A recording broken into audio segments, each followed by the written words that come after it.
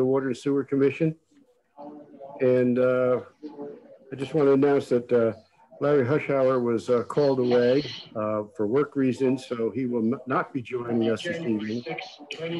And first order of business is approval of the minutes from the December 9th meeting, 2020. So if everybody's had a chance to look at them? Yeah. Any edits, corrections, additions? Didn't see any, no. Yeah, they look good to me. Okay. Can I have a motion for approval? A motion to approve. All right, Ron. I'll second that. You'll say that, okay. And all in favor? Raise your hand. Aye. All right. All right. Thank you. First thing on here is precipitation numbers, wastewater treatment plant flow. And I don't know if I said two maps. One is the month of December, which you'll find is slightly, but not significantly above normal in rainfall in the Mount Airy area. And the other one is the 12 months ending the 29th of December, 2020. And the reason I wanted to give that to you was it really shows the difference in the amount of precipitation, which is affecting well levels throughout the state, showing that if you go from the Northwest, where they had either, in our case, even or maybe slightly below average rainfall for the year, over to the Eastern Shore, where they've had, in some places, I see 17 inches above normal, 21 inches above normal. I see get down towards the Eastern Shore in the Virginia area, 12 inches over normal. And even when you're in the Baltimore, going down towards Annapolis area, they have some significant 22, 23 inches over the average. So point here is the disparity between how much rain can fall over in the Eastern Shore versus in the northwestern part of the state. And therefore that could have a significant impact on what we're going to talk about later, which is the possibility of having to take a look at drought conditions and take actions should they affect Mount Airy. And that some of the broad brush uses of this data don't always give you an accurate picture. That's why we're also having a balance in terms of the types of things we're going to be looking at in the policy. And if you look at the chart, and I sent out an amended chart that showed the well amount pumped from the wells, the amount that went into the water went into the system, and the amount of flow in the wastewater treatment plant for each month in 2020, and the yearly figures for 2019 and 2018 to give you a frame of reference, really. And what you'll see is that that year of 2018, where we had over, on average, 1 million gallons a day going to the wastewater treatment plant, but only about 667,000 gallons going pumping out of the well system.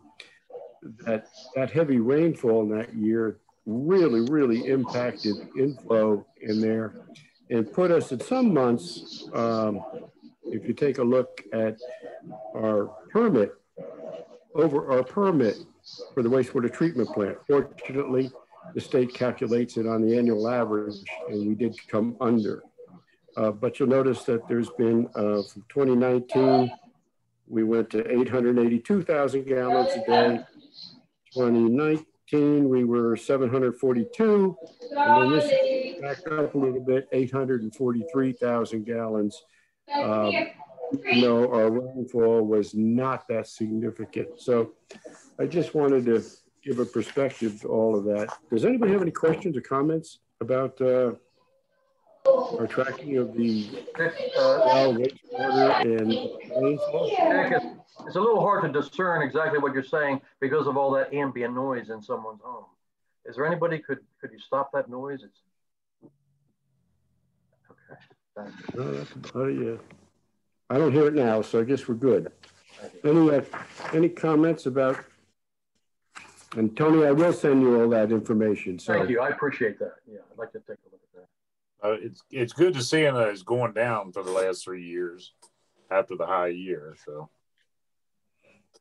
but how do you, we're well below that, and hopefully we can stay below that. And I know there have been efforts done by the Department of Public Works and the Water Department in particular about working on a lot of those manholes to reduce the amount of inflow that goes in there and ends up in the wastewater treatment plant. And that certainly has some positive effect on where we trended for the last 3 years. Anything else? All right. Harrison LaShire, I sent you, if I find it here, yeah, one page where I took out all the information from the Harrison LaShire property annexation plan that dealt with water, sewer, or stormwater management. And I wanted to give that to you partly for background and understanding. I've looked through it and I've talked to Larry about it. And basically, I think we're on the right track here. But I thought everybody should at least have what's in that plan that affects areas that we have some interest in. I've noticed, have you look at the last part of that, which says financing. No financing schedule has been identified for this annexation at this time. And if you look above, you'll see underwater, the town will incur the cost of upgrades to the town water system, which are estimated to be $2,248,000. So the connection there is that that's the estimate of the cost if this goes through. And right now there's no financing plan. And I want to have you just remember that because I want to touch at that a little bit later when I talk about the status of our finances. If there's any other takeaways from that, your chance to take a look at it. Anybody have any comments? How did we calculate that estimated cost for the upgrade? Is that something the town does themselves or does we outsource that work? That's a good question. I don't know. I was not part of that. I see Dave Warrington is on here. Dave, do you have, and Barney's on. Can either of you shed some light on that? I'll defer to Barney. He did the numbers. Yeah, we did some internal estimates. So it's not based from a consultant engineer's, our own internal. We use some of our experience with putting in water lines, doing some water treatment upgrades. So we did some guesstimates of what that would be. Right. Okay. Are you confident you're in the right ballpark? I think we're in the ballpark. Yes. Not real confident of the exact number, but I think we're in the ballpark. Okay. At this point in time, being in the ballpark is pretty good. Anything else on Harrison LaShire? Yeah, go ahead, Dave. You're muted. Dave, you're muted. All right, can you hear me now? Yes. Okay. The last paragraph, if I remember correctly, just above financing, the last sentence, the word parkland is used, capital P, one word, parkland. Is that an official name of part of the property, or is it park, space, land, lowercase? My understanding is that that's fairly generic because there are two real parts of this Harrison LaShire. One is the area that would be developed for the office park, and the other one is the section that would be for parkland. So I think at this point in time, I just consider it generic. I don't believe the capitalization of that is all that relevant at this point in time. Right, because parkland is used in the previous paragraph as lowercase p space land. And I would suggest that that be edited to be consistent rather than what looks like a proper noun. Okay.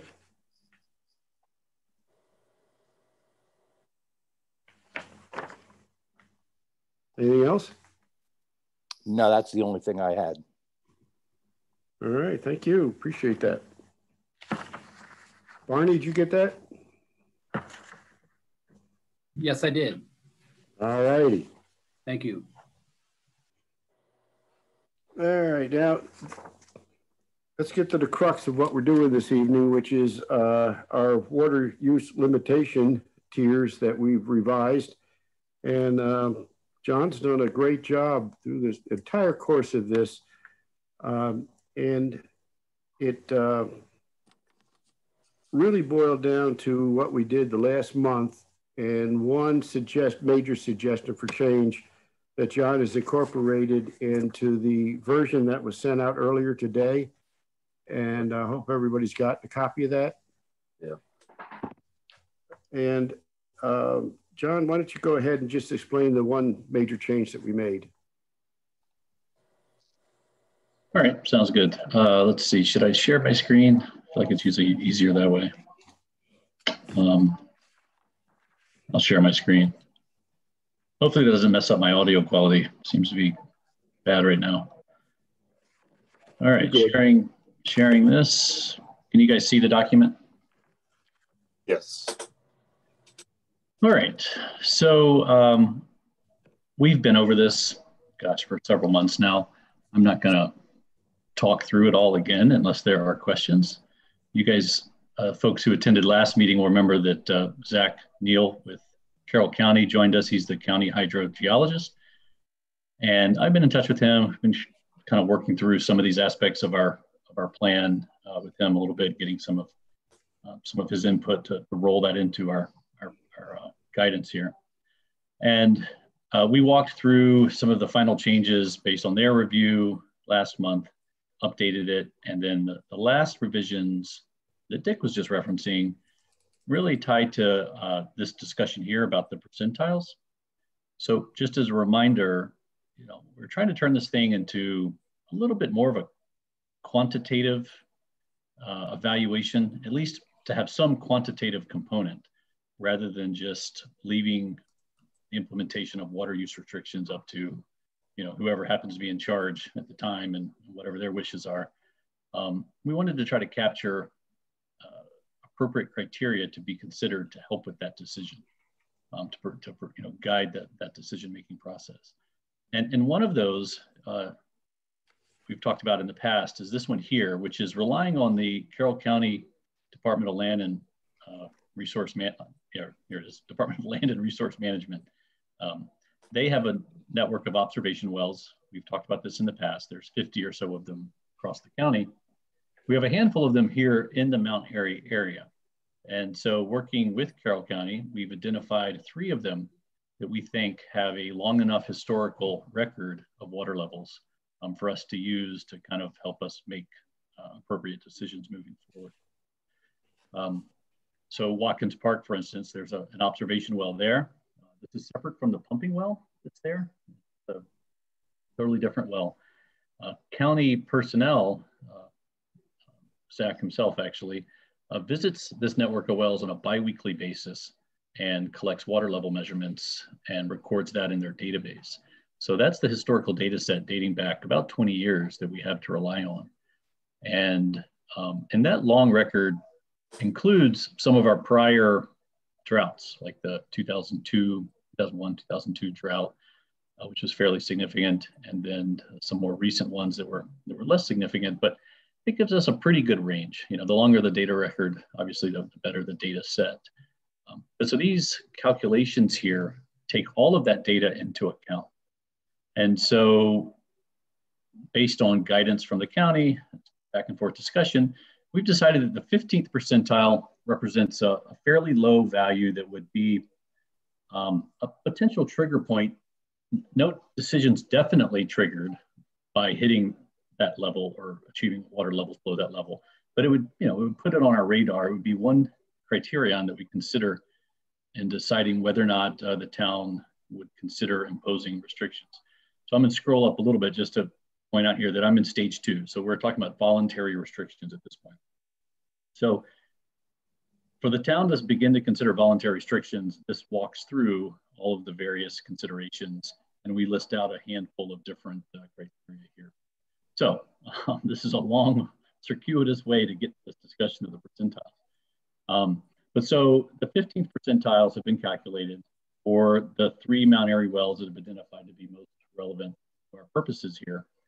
And that's what's shown down here in table 1.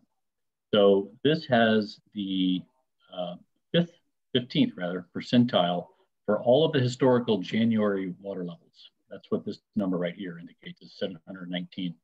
And that would be a feet above mean sea level. You know, I should probably add that, add the units in this to make it clear. But what that means then is that for January, this 15th percentile means that of all the records in the historical data set, 15% of them basically would be or have been below that value. So the other way to put that would be, 85% of the water levels are above that value.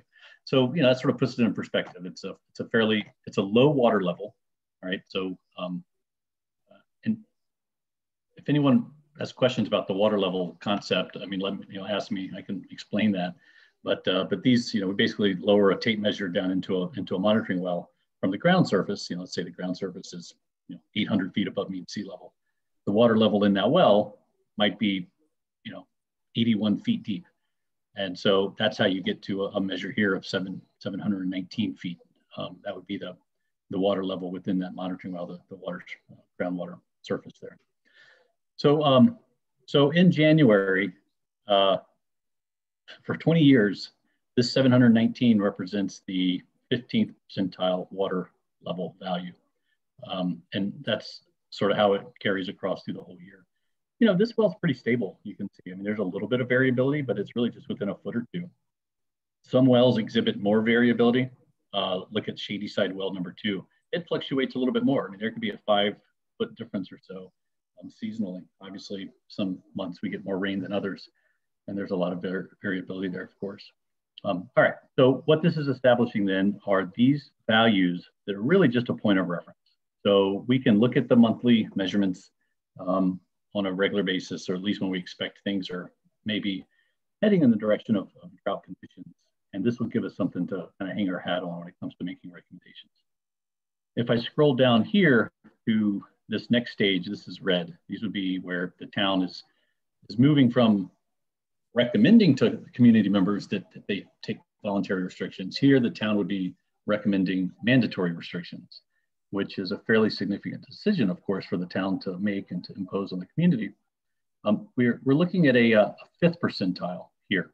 So same concept.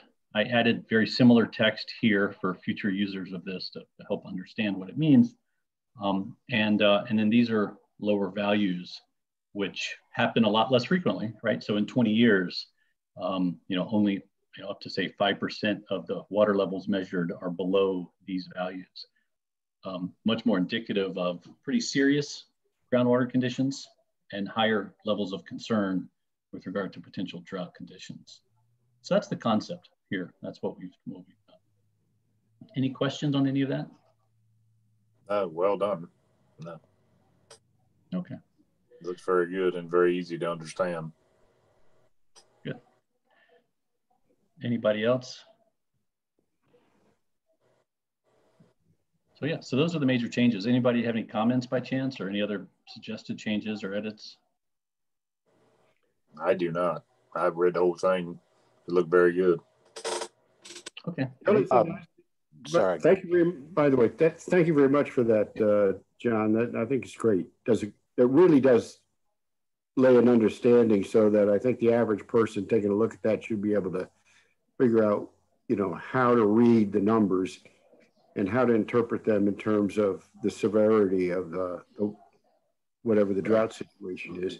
I just point out that I noticed while you were going through that, I don't know whether grammatical errors are not just above, but you have semicolons rather than commas. And the system seems to be trying to tell you that that's not grammatically correct. Is that what's changing? Or where are you looking? Point me in the right direction. But same, you have 1 through 6 there, and you look at number 2, 3. Right. Yeah, and 4 has a semicolon at the end of it. Yeah, some of those are more complex phrases or even multiple sentences. But yeah, if we can go, looks like we're not super consistent there. So yeah, we can change all of those to periods, I think. They don't need to be commas or semicolons. Are you okay with that? I'm fine with it. Yeah. Jeez, it's You like know, I also- ninth grade English class. Yeah, you might want to go through the whole thing because if you go down to stage 3, 1, and 2, I'm just on the same page. Same thing is going on there. Right. So, and as far as making that change, is there anything else we need to do? I didn't see it. It looked very good. I don't think so. I have one question into Zach that I'm waiting on a response to him on, which is just a numbers thing. It won't affect any text. So I expect I'll probably hear from him tonight or tomorrow. But other than that, I think that this thing's ready to go. Once I fix all my grammatical errors. Yeah. Yeah, John, this is Tony Burke. I have a question. Have you thought ahead to when you're going to present this to the council? Presumably in February, I guess? I can speak to that. Okay. If we approve this evening and John makes the editorial changes, I guess, John, you want to do that? And if by tomorrow you can give me a cleaner copy, then I'm going to forward that to, I'll give it to David. I'll give it to the council president and I'll give it to the mayor. And then they'll take a look at it. It's going to get a cursory review from the town attorney. And at February's meeting, it should be presented. And the council doesn't have to vote on it. They simply have to concur that that policy is the direction that the mayor should go in. And then he would sign and implement the policy. In addition, the reason I'd like to get a quick turnaround is when that is released to them, it's going to be put on the town website so that people have an opportunity, citizens, to read it. And just in case they have some comments, suggestions, or criticisms, that they should bring them forward at the town council meeting in February. So that's basically the strategy. Okay, thanks. So my follow-up to that is, if you've thought about this, which obviously you have a great deal, is there anything in there that you think that the council or the mayor would object to and not sign, not approve? Any of the components here that you think they would find objective? I don't think so. Simply put, the structure is that we've gone from what is 7 tiers, John, to 3.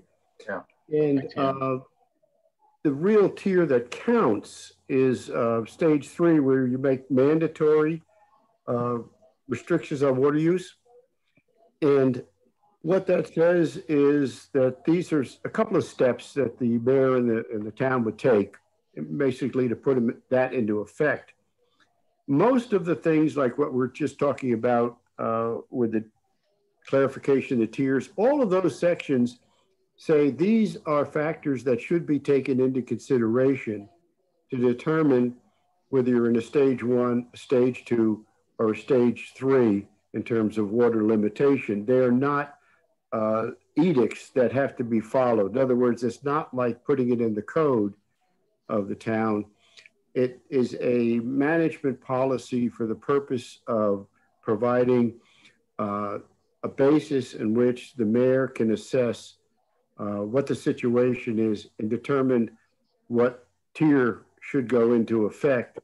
And it also says that that would be based on advice of the stakeholders, which is basically your water department and water sewer commission, your town staff, the town administrator, the town engineer.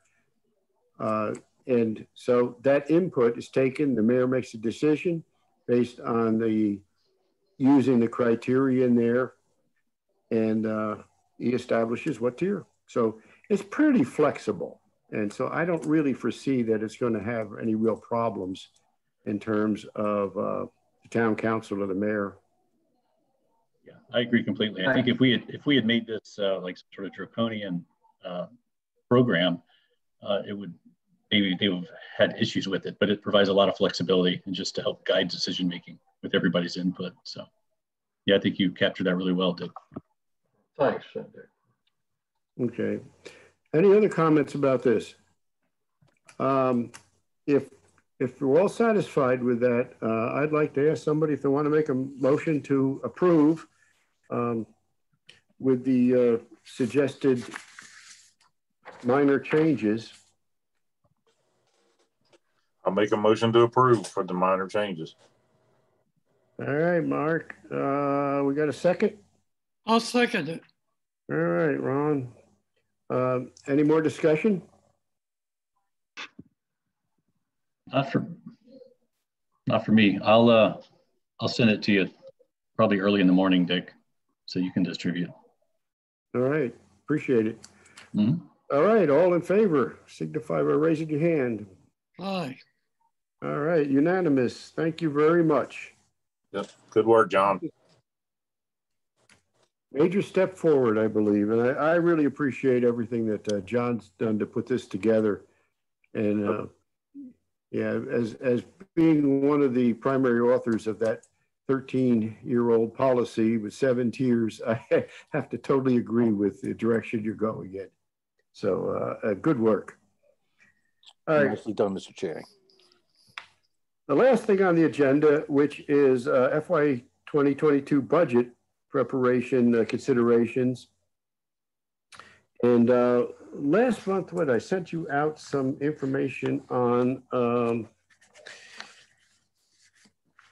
the capital projects that are in the water and sewer department. I'm trying to find a paper here.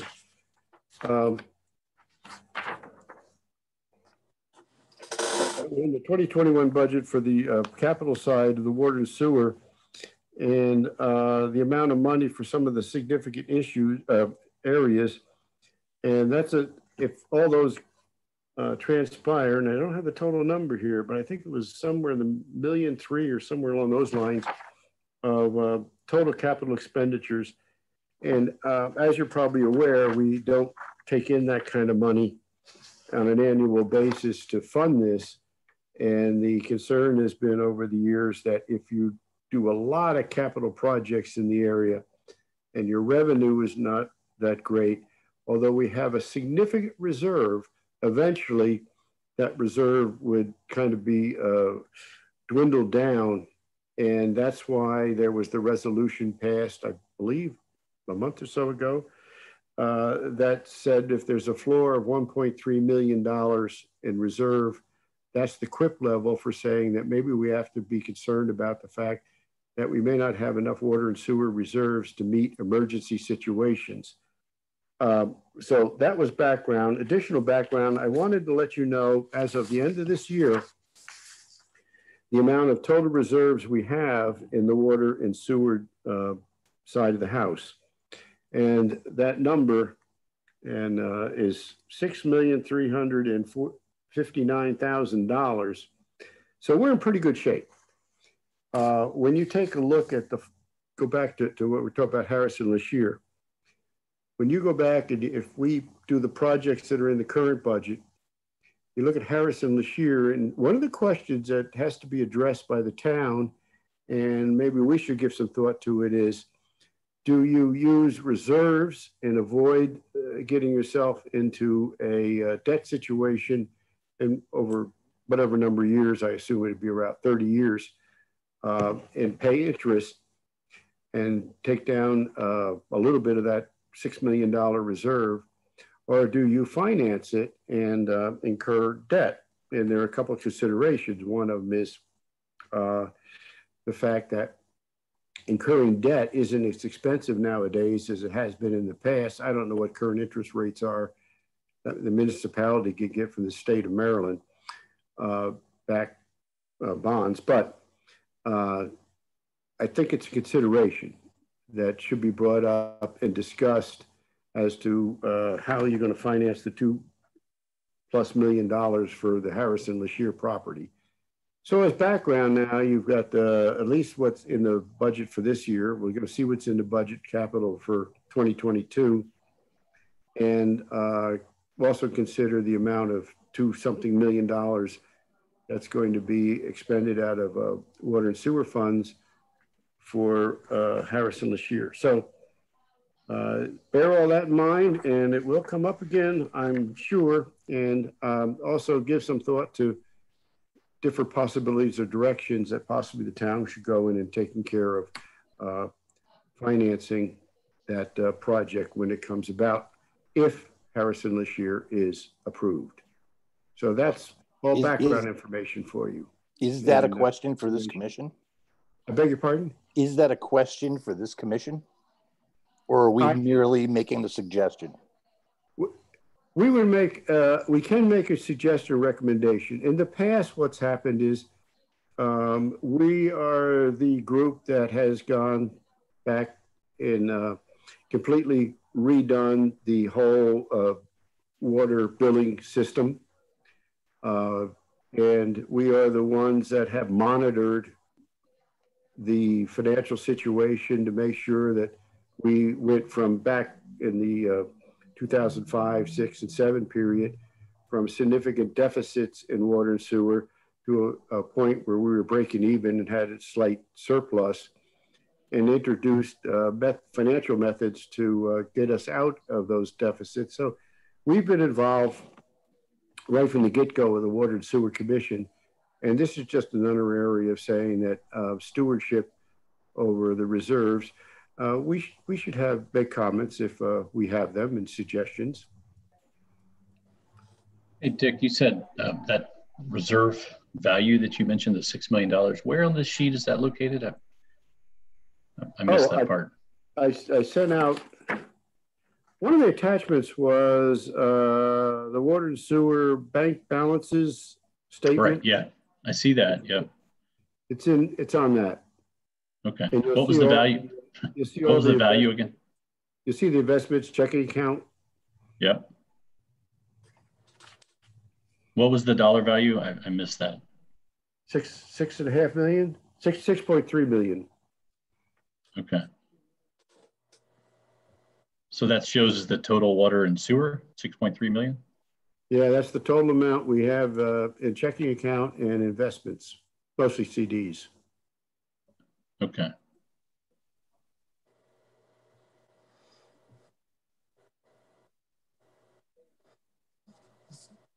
But it's mostly accounted for, or all accounted for, right? It's all what? It's all accounted for. Oh yeah, that's money actually in the bank or in CDs. Yeah, that is, they're real bucks. Yeah, that's what we have sitting in it. Okay.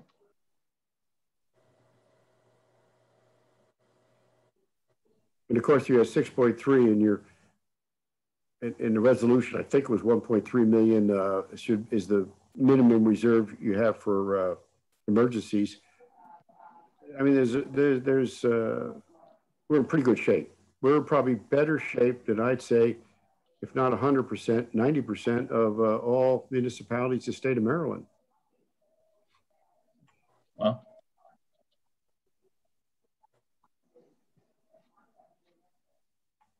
All right. Okay, that's all I have. Anybody else have anything? I do not. Dick, I just wanted to, will you send me that Harrison LaShire chart that you were talking about, or document? I didn't catch that. The Harrison LaShire water, I don't know whether it was a chart or some kind of a document that you were looking at. Oh, it's the, I will send it to you. I don't have mine. Yeah, it's my synopsis of everything in the Harrison LaShire property annexation plan. Oh, okay. That deals with water, sewer, and stormwater management. Okay. So and rather than sending you a multi-page document, I just wanted to extract what was significant to this commission. Yeah, that's fine. That's fine. Thank you. All right. That one pager was good. Pardon? That one pager on that property was good. Well, if you look at the minutes I try to get the minutes in one page. I figure you get bored by the time you go to page 2. Any other comments, suggestions? No, anything else we need to discuss? No. All right. Motion to adjourn. I'll make the motion to adjourn. All right. I'll second that.